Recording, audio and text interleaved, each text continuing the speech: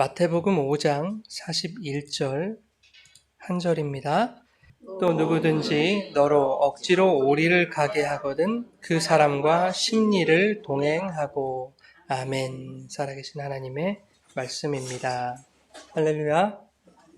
하나님 아버지와 예수 그리스도로부터 오는 은혜와 평강이 이 시간 여러분 가운데 함께 하시기를 주님의 이름으로 축원합니다.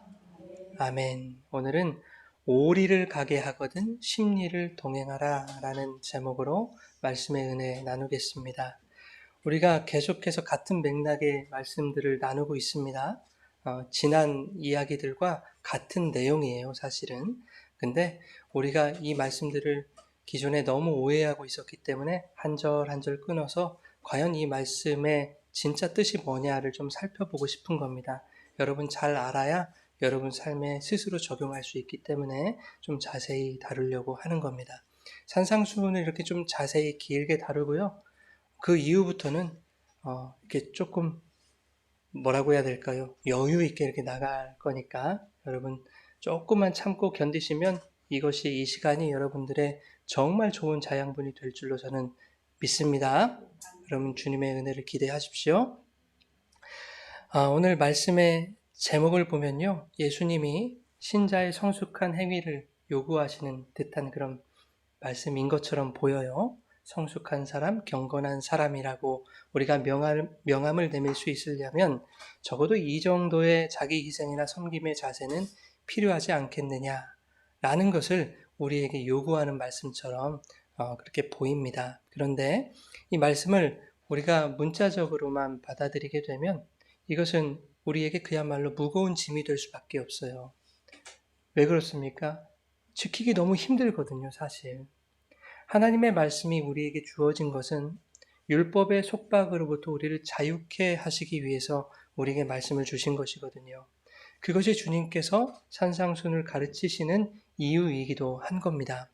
그래서 주님도 하나하나 산상수훈에서 제목을 꺼내실 때마다, 주제를 내어놓으실 때마다 이렇게 말씀하시죠.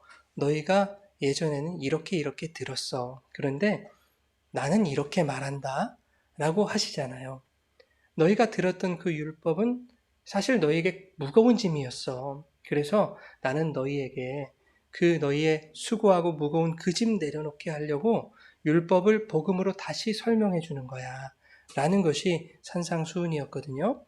그동안 우리는 말씀을 문자 그대로만 바라보려고 하는 그런 경향이 있었어요. 예를 들면 오른뺨을 맞으면 왼편도 돌려대라 라는 것이 성경의 의도라고 생각을 했잖아요. 속옷을 달라는 자에게 속옷뿐만 아니라 겉옷까지 내어줘야 된다. 그게 기독교 정신이지 뭐 이렇게 생각들을 하셨단 말입니다. 그런데 수십 년 우리가 신앙생활을 해와도 왜 그것이 안 되느냐고요, 우리에게. 그렇죠? 안 돼요.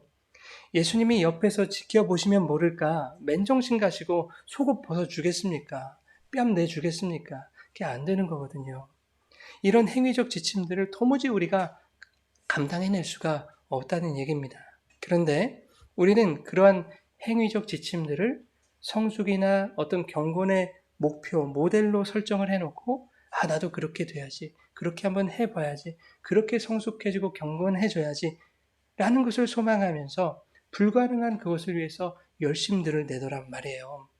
이것이 지난 시간에 말씀드렸듯이 경건의 능력이 없는 경건의 모양만 갖추려고 애쓰는 것이다 하는 겁니다. 그렇게 모양을 갖추려고 애를 써도요, 거기에는 뭐가 없기 때문에, 능력이 없기 때문에 매번 실패할 수밖에 없는 거예요. 그러면서 그렇게 실패하면 매번 또 자기를 자책하죠. 스스로 비난을 하죠. 나는 왜 아직도 안 되는가? 이 모양인가? 저 사람은 잘하는데. 여러분, 나만 안 됩니까? 잘 생각하셔야 돼요. 나만 안 되는 게 아니에요. 우리 모두가 불가능한 거예요. 그런데 저기 믿음 좋은 저 집사님, 장로님, 권사님은 하는 것 같잖아요. 저 목사님은 해내시는 것 같잖아요. 왠 줄 아십니까, 여러분? 그분이 연기를 잘 하시는 분이기 때문이에요. 제가 좀 예의 없게 말하는 것일 수도 있겠지만 사실이 그래요.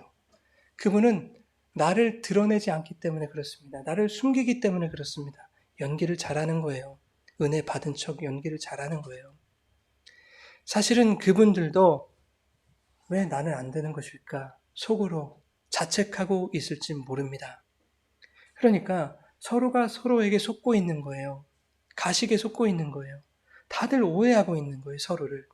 율법의 행위, 그 경건의 모양에 집중을 하게 되면 교회는 온통 거짓과 위선과 이런 오해들로 가득 차게 되는 것입니다.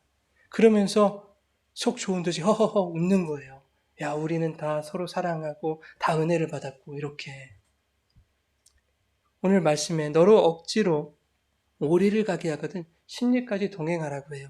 그죠? 여러분 오리면 몇 킬로입니까? 오리.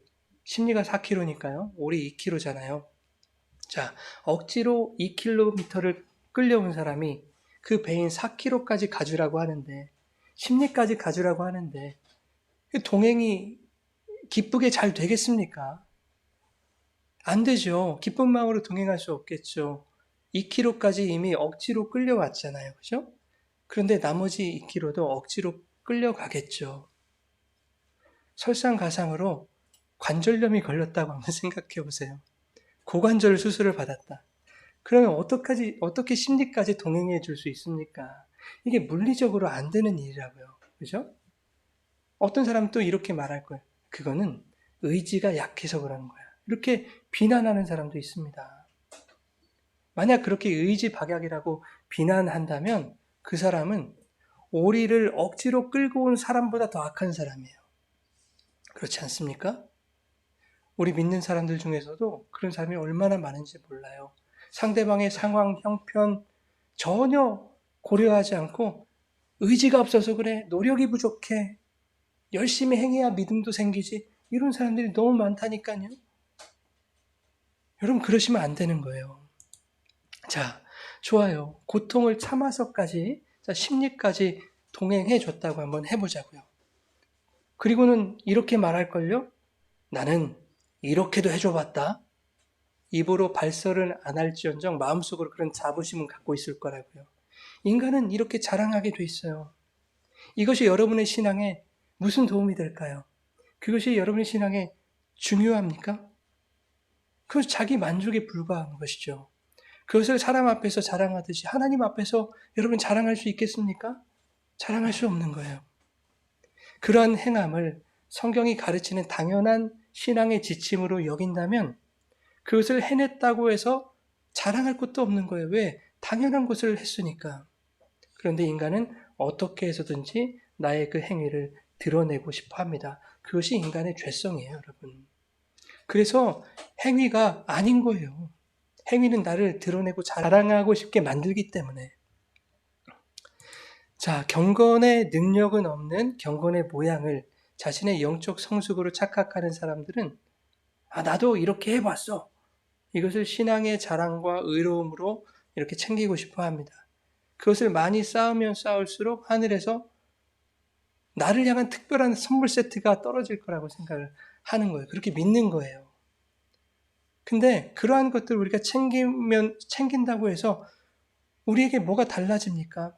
우리의 인생을 변화시키지 못해요, 여러분. 그 경건의 모양들이 나를 변화시키지 못해요. 또한 그것이 나를 구원하지 못해요, 여러분.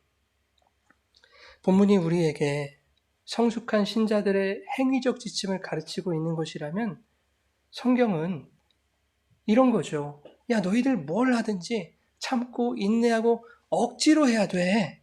억지로 해야 돼. 이것을 가르치는 것밖에 되지 않아요, 성경은. 그것이 무슨 자유입니까, 여러분? 성경은 우리에게 자유를 주신다고 말씀하시는데 자유는 그냥 그것은 구속이요 속박이지 않습니까? 억지로 하는 것은 자유인들이 할 수 있는 게 아니잖아요. 그죠? 억지로 하는 것은 누가 해요? 종이 하는 거예요. 종이. 여러분 오늘 본문이 오른뺨을 치거든 왼편도 돌려대라 속옷을 가지고자 하는 자에게 겉옷까지 내어줘라. 이 말씀과 같은 단락에 묶여 있다라는 것을 우리가 염두에 두신다면 오늘 본문도 우리의 행위를 강조하는 것이 아니구나. 우리를 위해 뺨을 맞아 십자가에서 죽으신 예수님의 그 은혜, 율법이라는 속옷을 구하는 자에게 그리스도라는 그 가죽옷, 생명의 옷을 내어주신 그 은혜의 겉옷을 입혀주신 하나님의 사랑을 말하고 있는 것이구나. 우리는 이렇게 생각할 수 있어야 합니다. 여러분, 예수님이 살던 시대는요, 로마의 식민 통치를 받던 시대였어요. 그렇죠? 그래서 유대 사회에는요, 로마의 법이 적용이 됐거든요. 이런 법이 있었어요. 로마법 중에는 일정 거리만큼 부역하도록 하는 그런 법이 있었습니다. 예를 들면 이런 거예요. 로마 시민이 유대인에게 야, 이거 짐을 좀 들어줘 했을 때 일정 거리만큼 들어다 줘야 했습니다. 그걸 거절할 수가 없었어요. 열이 났겠죠. 식민 지배를 받는 사람들이 얼마나 힘들었겠어요. 그 일정 거리만큼 들어주는 그 거리를 성경에서 오리, 2km 정도로 그냥 해석을 해버린 거예요. 자, 여러분, 예수님이 지금 식민 통치를 받던 유대인들에게 너희들 로마법을 잘 지켜야 된다라고 말씀하시는 것이라면 듣는 이들이 얼마나 열불이 났겠습니까, 여러분? 그렇죠? 하물며 그 로마법 지키는데 그 법이 정하고 있는 2배까지도 가져야 된다. 그 정도로 너희들이 헌신해줘야 돼. 봉사해줘야 돼. 라고 말씀하셨다면 예수님 정말 나쁜 분 아니에요? 예수님은 로마보다도 더 백성을 착취하는 정말 못된 분이 되고 마는 겁니다. 그러니 지금 말씀하시는 것이 그런 부역이나 어떤 인간의 행위에 대한 말씀은 아니겠구나. 우리는 예상할 수 있어야 되죠. 본문에서 이 올이라고 번역한 단어는 헬라어 밀리온헤이스라고 하는 말이에요. 밀리온은 영어로 많이 들어보셨잖아요. 100만이잖아요. 100만. 지금은 100만으로 쓰고 있지만 원래 밀리온은 천이라는 뜻이에요. 천. 그리고 하나라는 뜻도 있어요. 천. 그리고 헤이스는 하나, 첫째라는 뜻입니다. 그래서 밀리온헤이스, 이 올이라고 번역한 밀리온헤이스는 그냥 1천이에요. 1천. 하나의 천, 첫째의 천, 이런 뜻입니다. 천이에요, 천. 이 밀리온을 로마에서는 1마일이라는 거리 단위로 쓰기도 했어요. 그러니까 지금 개념의 1마일이 아니라 그 당시 로마에서 통용하던 1마일의 거리 개념으로 썼는데 이 1마일을 재보니까 걸음으로 몇 보 정도 됐을까요? 제가 뭐라고 했어요? 1000보 정도 된 거예요, 1000보. 그게. 그 1000걸음을 거리로 환산하니까 몇 킬로 정도 되더라? 2km 정도 되더라. 그래서 2km가 우리나라의 그 거리 단위로 올이니까 그래서 올이라고 번역해 놓은 거예요. 천을 올이라고 번역한 겁니다. 그래서 우리는 이 말씀을 올이를 가자 하면 그 2배인 십리까지도 가져라 라는 것으로 그렇게 이해들을 하고 있어요. 그러나 본문에 중요한 건 십리라는 단어가 없어요. 아무리 눈치껏 찾아봐도 십리라는 단어가 없습니다. 십리라고 번역한 단어는 여러분이 너무 잘 아시는 단어예요. 결혼의 듀오. 결혼정보업체 이름이잖아요. 듀오. 듀오가 뭐예요, 여러분? 듀오. 짝이라는 뜻이에요, 짝. 둘째의, 두 번째 뭐 이런 뜻이거든요. 그래서 이 듀오라는 단어에서 듀엣이 나왔어요, 듀엣. 2명이 노래 부르면 듀엣이 부른다고 하잖아요. 그렇죠? 근데 그 듀엣은 둘이 아니죠, 여러분. 듀엣은 둘이지만 그 둘이 하나라고 해요, 하나. 그렇죠? 결혼을 하면 둘이 하나가 되죠? 왼수가 되죠? 하나가 돼요. 하나가 되세요, 여러분. 둘이 한 몸을 이룰지니 사람이 결코 나누지 못하니라 라고 하는 그 하나를 짝이라고 해요, 성경은. 둘인데 하나인 거. 그게 짝이에요. 오른뺨, 왼뺨, 속옷, 겉옷, 율법, 또 복음, 진리. 이것들은 모두 둘인데 하나의 짝으로 된 거예요. 이 짝으로서 완전한 걸 설명하는 거죠. 오늘 본문도 그걸 말하고 있는 거예요. 자, 누구든지 너로 억지로 오리를 가게 하거든 그 사람과 심리를 동행해라. 이 말을 원문 의미대로 한번 해석을 해본다면 이렇게 돼요. 누군가가 너로 하여금 그 하나의 천을 억지로 하게 하거든. 그렇죠? 심리를 가게 하거든이 그 천을 억지로 하게 하거든. 천이 뭔지는 아직 몰라요. 누군가가 너로 하여금 그 하나의 천을 억지로 하게 하거든 그 사람과 함께 그 듀오, 짝으로 가라. 함께 가라. 라는 뜻이에요. 이해하셨습니까, 여러분? 나중에 다 설명을 해드릴 거예요. 그 천의 짝이라는 것도 천이거든요. 그런데 이 사람이 그 천의 의미를 모르는 거예요. 그래서 억지로 그 천을 하게 하는 거예요. 억지로 천을 하게 하는 그 자를 너희는 버리지 말고 그 천의 짝인 온전한 천으로 인도해라. 이런 뜻입니다. 자, 그러면 천이 뭐고 짝이 뭔지를 알아야겠죠. 네. 이 천을 설명하기가 굉장히 어려워요, 여러분. 시간이 많이 걸리고 창조부터 해서 종말까지 성경의 맥을 쭉 짚어야 됩니다. 사실은 창세기 창조부터 요한계시록까지를 다 훑어야 돼요. 그런데 오늘 간단하게만 여러분들에게 정말 소개를 해드리려고 해요. 민수기에 보면 하나님께서 이스라엘이 가나안 땅에 들어갔을 때 야, 너희들 레위인들이 거주할 성읍을 너희들이 제공을 해줘야 돼 라고 하는 규정을 주셨어요. 하나님이 레위인들이 거주할 수 있는 성읍과 들을 너희들이 제공해야 된다라는 규정을 주셨어요. 그게 민수기 35장에 나와 있거든요. 우리 함께 읽어볼까요? 민수기 35장 2절에서 5절입니다. 이스라엘 자손에게 시작. 이스라엘 자손에게 명령하여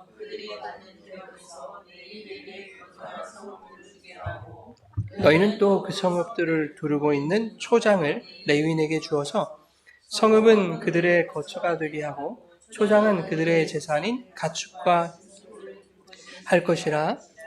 너희가 레위인에게 줄 성읍들의 들은 성벽에서부터 밖으로 사방 1000규빗이라.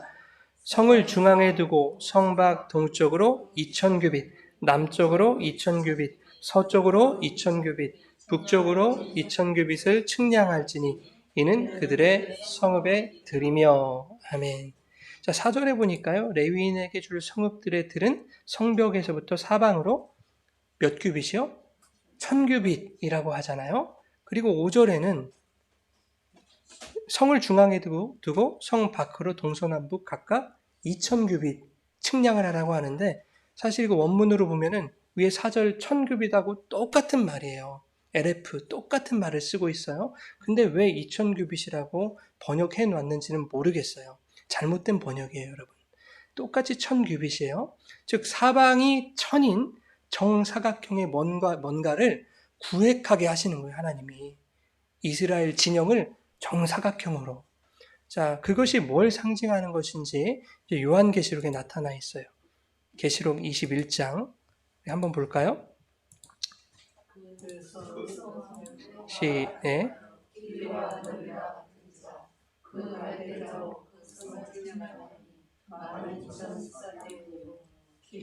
너비와 높이가 같더라.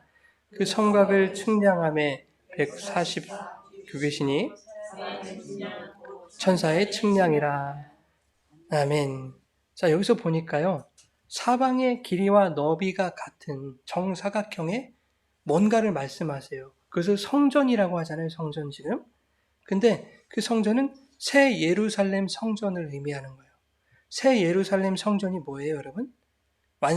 이미 완성된, 그러나 후에 우리 가운데 도래할 하나님 나라, 하나님의 왕국이죠. 천국, 그것을 말하는 거 아닙니까?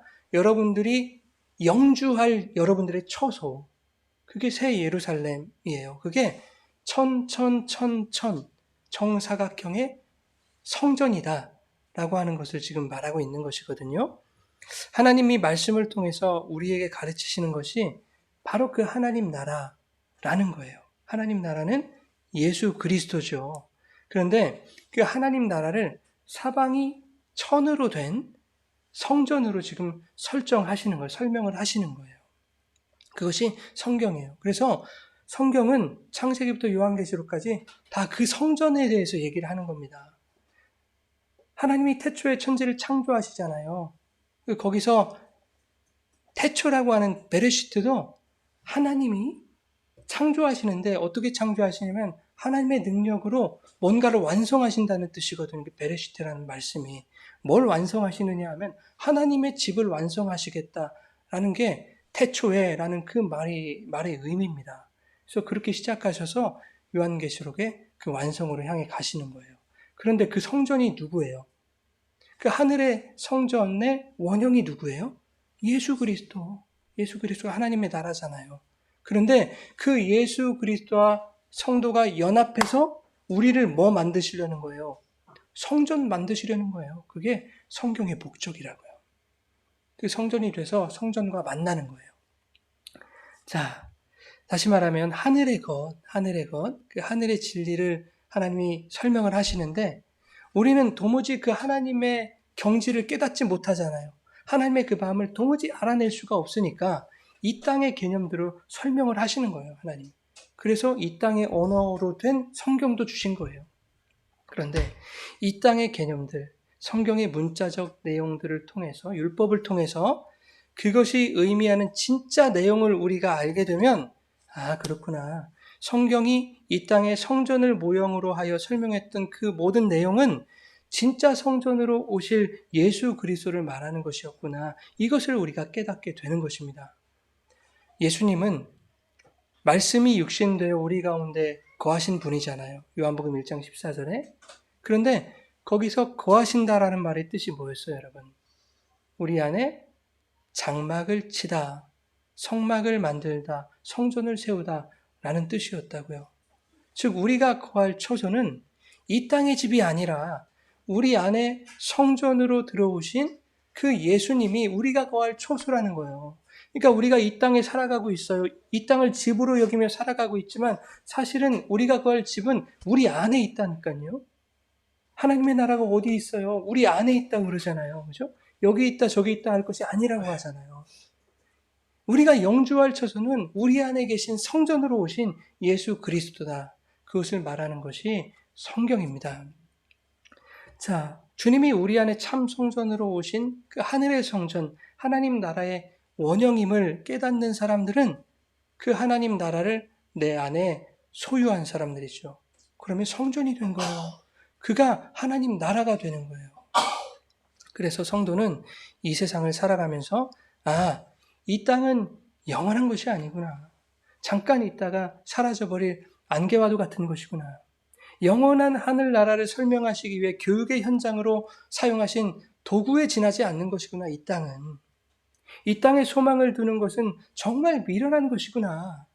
그래서 우리는 하늘에 소망을 두고 살아가되 이 땅에서도 참 성전으로 오신 그 예수 그리스도 주님 안에서 살아가야 되는 것이구나. 이것을 우리는 배우고 깨달아야 되는 거예요, 성도는. 어떻게 하면 이 땅에 나의 어떤 힘을 확보하고 나의 영역을 새를 확보할까? 예수 이름을 동원하여? 그거 연구하는 집단이 아니란 말이에요, 교회는. 이스라엘이 40년 동안 광야에 있을 때 하나님이 그들 가운데 뭘 지으라고 하셨어요? 성막을 지으라고 하셨죠? 하나님이 이스라엘에게 얘들아, 내가 성막에 거할 거야. 그 성막에서 너희들 만날 거거든. 그러니 성막을 지어라. 성막을 지으라고 말씀하셨어요. 황량한 광야일지라도 하나님이 계시고 하나님이 만나주시는 그곳, 성막이 있는 그곳이 너희들의 살 곳이라는 얘기예요. 내가 있는 그곳이 너희들이 살 곳이야를 가르쳐 주시기 위해 하나님이 계신 그 성막을 광야 한가운데 세우게 하신 거예요. 다른 데 집 짓지 말라는 겁니다. 이 광야 같은 세상은 너희들의 집 지을 만한 곳이 아니야. 그런데 그 성막은 보지도 않고 광야에 그림 같은 집을 지으려고들 한단 말이에요. 예수님의 이름을 불러가며. 그러면 2000년 전에, 3500년 전에 이스라엘 백성들과 오늘 이 시대를 살아가고 있는 이 광야를 살아가고 있는 우리들이 그 광야, 이 광야에서 그림 같은 집을 지으면 거기서 잘 먹고 잘 살 수 있을까요, 여러분? 생각해 보세요. 우리의 생명의 근원이 어디서 나느냐고요? 불가능해요. 이스라엘은 하나님이 계신 그 성막이 이동하는 대로 떠돌아다니는 민족이었다고요. 그래서 떠돌이 하피르라고 했다고요, 하피르. 하나님이 가시는 대로 쫓아가야 거기에 뭐가 내려요? 하늘에서 양식이 내리죠. 하나님이 가시는 곳으로 가야 만나가 내리는 거예요. 그거 먹지 못하면 광야에 아무리 그림 같은 집을 지었다 해도 하늘의 양식이 끊기게 되니 거기가 자기의 무덤이 되고 마는 거예요. 아무리 그림 같은 집을 지어놔도 거기가 내 무덤이 되고 마는 거예요, 여러분. 다시 말해서 우리에게 이 세상을 허락하시고 이 땅에서 살아가게 하신 것은 그 땅의 것을 소망하지 말고 그 땅이 가르치는 하늘의 것을 깨달아서 하나님 나라를 소망하라고 우리에게 이 땅을 허락하신 겁니다. 즉, 그렇죠? 밀리오네이스, 그 LF, 이 천이라고 하는 것은 하나님 나라, 그 성전을 깨닫게 하시기 위해 모형으로 우리에게 주신 이 땅의 것들, 땅의 성전을 말하는 거예요. 다시 말하면 진리를 설명하시기 위해, 하늘의 진리를 설명하시기 위해 우리에게 주신 율법을 말하는 거예요. 율법. 하나님의 말씀. 여러분, 땅의 것을 통해 하늘의 것을 깨달으면 땅의 것은 좋은 거예요, 나쁜 거예요? 이 땅의 것을 통해서 하늘의 진리를 깨달으면 땅의 것은 좋은 겁니까, 나쁜 겁니까? 좋은 거죠. 율법을 통해서 하늘의 진리를 깨달아 버렸어요. 그럼 율법은 유익한 거예요, 무익한 거예요? 유익한 거예요, 여러분. 그렇게 땅으로 하늘을 알고 율법으로 진리를 깨닫게 되면 이 둘은 어떻게 돼요? 떼어놓을 수 없는 하나가 된 거예요. 그것을 성경은 짝이라고 한단 말이에요. 이 로고스가 그 안에 레마를 품고 하나의 짝이 됐듯이. 아시죠?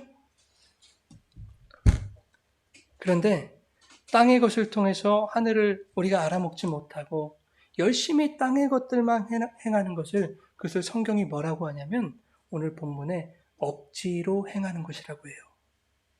그것을 죄라고 하는 겁니다. 억지로 하는 것은 누가 하는 행위라고 했습니까? 자유인이 하는 행위였습니까? 아니면 종들이 하는 행위였습니까? 종들이 하는 행위예요. 죄의 종이기 때문에 죄의 종 노릇을 하고 있는 것이거든요. 죄가 시키는 대로 억지로 하는 거예요. 그런데 그것이 죄인지도 모르고 그렇게 해야 되는 줄 알고 당연히 하고 있는 거예요. 자신들은 잘하고 있다고 착각하면서 이렇게 하면 내가 더 신앙이 레벨업 될 수 있을 거라고 복을 얻을 수 있을 거라고 생각하면서 열심히 율법적으로 그렇게 산단 말이에요. 그런데 사실은 죄가 시켜서 억지로 하는 거예요. 아, 이렇게 하면 내가 이렇게 될 수 있겠지? 스스로 자발적으로 기쁨으로 그렇게 하는 것 같은데 사실은 그게 아니라 죄가 시켜서 죄에 의해 억지로 끌려가서 하는 행위란 말입니다. 억지로 하는 행위. 자, 그런데 요한복음 2장에 여러분 잘 아시는 성전 정화 사건이 나와요. 그렇죠? 예수님이 성전에 들어가셨어요. 예루살렘 성전에. 그런데 그 성전에서 무슨 일이 일어납니까, 여러분? 다 아시죠? 비둘기 팔고 환전하고 장사의 소굴이 된 거예요. 장사터가 된 겁니다. 제사장들과 레위인들의 부패와 비리의 온상이 돼버린 거예요.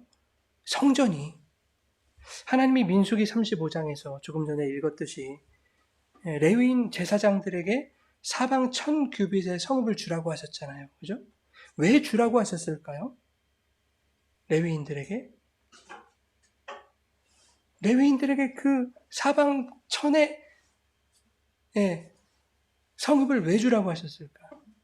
1000규빗의 성읍은 하늘의 성전을 예표하는 것이기 때문에 이스라엘의 영적 지도자들인 너희는 백성들에게 그것을 통해서 하나님의 나라, 영주할 처소를 소망하도록 신앙적으로 교육하고 이끌라는 의미에서 그 천을 주신 거예요. 그래서 레위인들에게 그 천 그거 줘라 얘기하신 겁니다. 그러면 레위인들은 그 천 안에서 열심히 하나님의 은혜를 가르쳤어야 돼요. 그런데 지금 이 율법의 성전에서 어떤 일이 일어나요? 온갖 죄가 일어나잖아요. 제사장 레위인들이 그 하나님의 은혜와 진리를 가르치라고 주신 그 땅의 성전에서 자기들의 주머니를 지금 채우고 있더라 하는 것 아닙니까? 그곳에서 드려지는 희생제사는 종교적 열심에 지나지 않은 거예요. 율법적 의무감으로 드린 헛된 제사에 불과한 겁니다. 그것을 억지로 행하는 것이다. 이렇게 얘기한단 말이에요. 그들은 열심히 제사를 지냈다니까요. 희생제사 드렸어요.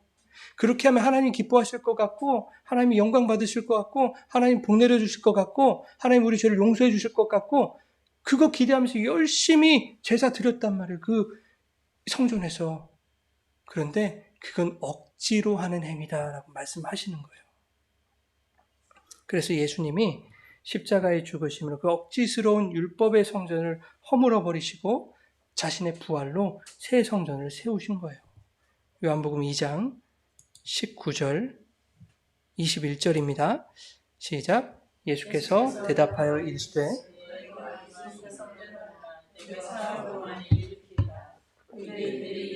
이 성전은 46년 동안의 지역권을 내가 3일 동안에 일으키겠느냐 하더라. 그러나 예수는 성전된 자기를 육체를 가리켜 말씀하신 것이라. 아멘. 성전된 자기 육체를 가리켜 말씀하셨대요. 이렇게 올이라는 건 밀리오네이스, 엘레프, 이 천으로 주어진 율법의 성전은 누구를 말하는 거였어요? 참 성전이신 예수님을 설명하기 위한 것이었다라고 말씀하고 있는 거예요. 이 말은 우리에게 주신 율법, 하나님의 말씀이 예수 그리스도를 나타내는 것이다 라는 말과 똑같은 거예요. 그러나 그 예수님이 십자가에서 죽으심으로 율법을 완성하셨음에도 불구하고 여전히 성경을 율법으로 읽고 열심히 율법의 행위를 쌓으려는 억지로 행하는 자들이 교회 안에 있더라. 그 당시 그 성전에 또 있었듯이 오늘날 교회 안에도 그런 자들이 있더라 하는 말입니다. 오늘날 교회 심각하지 않습니까? 목사들부터 진리를 모르고 큰 교회 양쪽 부흥에 눈이 멀어서 성도들에게 율법의 행위를 경쟁을 붙이지 않습니까? 예수님이 쓸어버리신 율법의 성전과 다를 바가 없다는 거예요. 오늘날 교회가. 그런데 오늘 본문은 그러한 자들, 율법의 행위로 억지로 행하는 자들이 너에게 와서 억지로 오리를 가게 하거든. 억지로 그 천이라는 율법의 성전, 그 율법 안에서 율법으로 너를 행하게 하거든. 다시 말해서 죄의 종로를 타게 하거든. 너는 그 사람과 함께, 그 사람 버리지 말고 그 사람과 함께 그 천이라는 것이 의미하는 그 짝으로 예수 그리스도의 진리로 데려가라 하는 겁니다. 이것이 설명하는 것은 하나님 나라를 설명하는 거야. 그 하나님 나라를 바라봐야 우리가 구원받지 라고 그 진리로 데려가라는 거예요, 여러분. 율법에 매여 억지로 경건의 모양만 쌓으려는 자들을 외면치 말고 죄에서 자유를 허락하시는 그리스도의 복음으로 경건의 능력으로 그들을 인도하라라는 말입니다. 그래야 나도 살고 그도 사는 것 아니겠습니까? 그게 진짜 사랑이에요, 여러분. 내가 당신을 사랑합니다. 용서합니다. 애쓰고 하는 거 필요합니다만은 그를 진짜 사랑하는 게 뭐겠어요. 그거 율법 그거 아니고 그게 성경 설명하는 것은 하나님 나라 그 예수 그리스도를 설명하는 거야. 그 진리를 그에게 전해주는 것. 그 짝으로 데려가는 것. 그것이 진짜 그를 사랑하는 것이다 하는 겁니다. 그래서 다음 구절에 뭐라고 말씀하냐면 꾸고자 하는 자에게 거절하지 말라라는 말씀이 나오는 거예요. 이제 다다음 주에 살펴보겠지만 돈 빌려주라는 얘기가 아니에요. 그건 꾸고자 하는 자에게 거절하지 말라는 것은 그 사랑을 흘려주라는 얘기예요. 그리고 그 바로 아래 단락에 원수를 사랑하라라는 이야기가 이어지고 있는 거예요. 성경은 이렇게 연결되어 있다 하는 겁니다. 여러분 우리의 신앙은요. 죄에 속박돼서는 안 돼요. 율법에 매여서는 안 됩니다.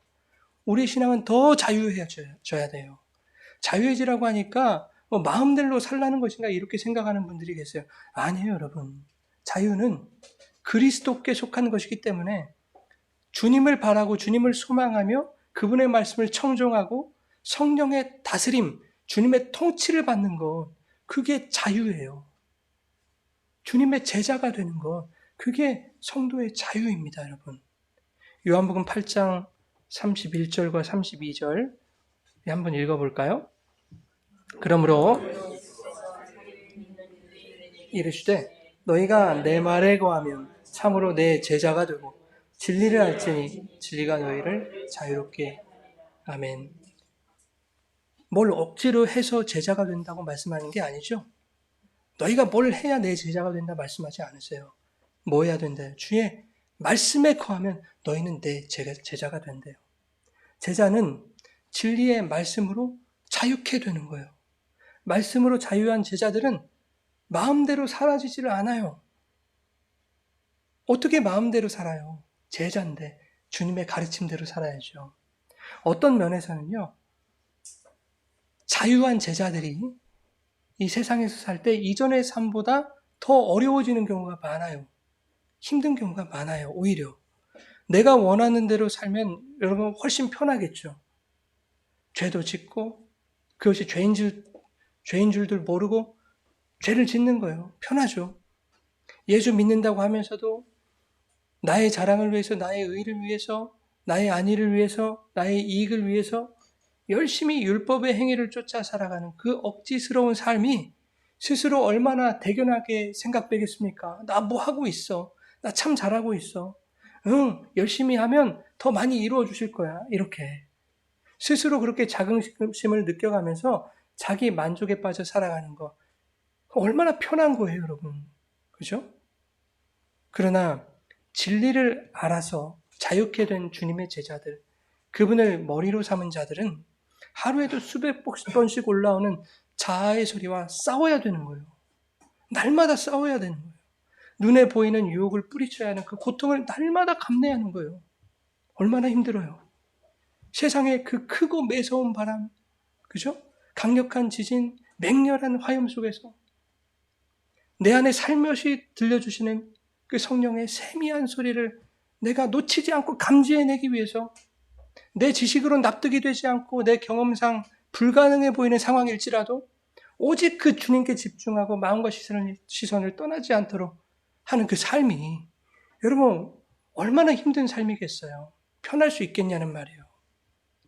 그러나 주님의 세미한 소리, 그 진리의 말씀은 우레처럼 우리의 마음을 강하게 울리는 그런 신비한 능력이 있는 거예요.